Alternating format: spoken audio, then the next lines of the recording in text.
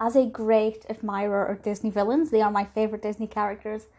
I was delighted to stumble upon Our Unsung Villains. This was originally released in 1956 as part of Disneyland, which was the predecessor to The Wonderful World of Disney.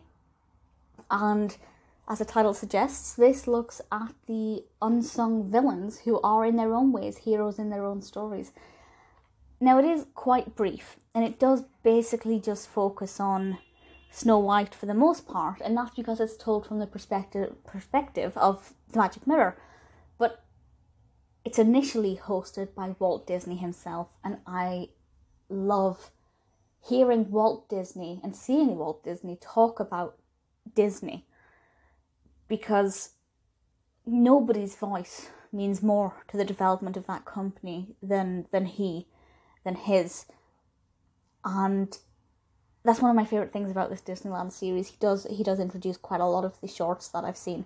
This is one of them. But once we get handed over to the Magic Mirror, it's pretty exciting. The Magic Mirror talks very passionately about the role of the villains, primarily focusing on the Evil Queen.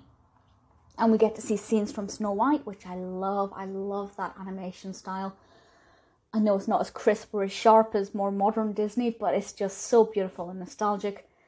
And he basically talks about... I've never referred to the mirror as a he before. The mirror talks about the fact that Snow White wouldn't have met her prince, her true love, were it not for the Evil Queen giving her that poisoned apple.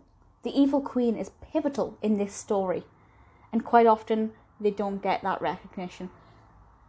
Obviously things are changing quite a bit now. We have things like Maleficent, but in the 50s and before that, the villains were very much villains. They were not spoken about as much as the heroes or the heroines. Of course they weren't. And I've just realised what I said. I said this focuses primarily on Snow White.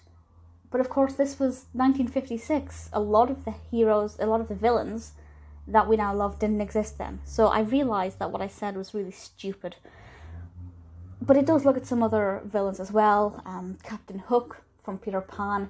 And the Magic Mirror made a very good point in Hook's defence. Peter Pan is a young, fit, healthy young boy with the ability to fly. Captain Hook is not that young, probably not that fit and healthy. He has one good hand and cannot fly. He's at a massive disadvantage. And he kind of, praises Hook.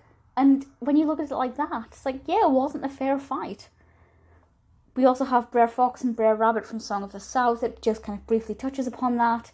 And also the big bad wolf from, primarily here the Three Little Wolves short, but it's the same wolf from the Three Little Pigs and Little Red Riding Hood.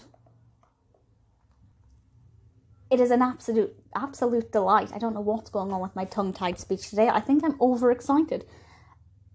It's brilliant. If you like Disney villains, if you're a big fan of Disney villains, this is brilliant. It gives such a fresh perspective that I wasn't expecting. I honestly thought it would just be 15 minutes of this is this villain, this is that villain.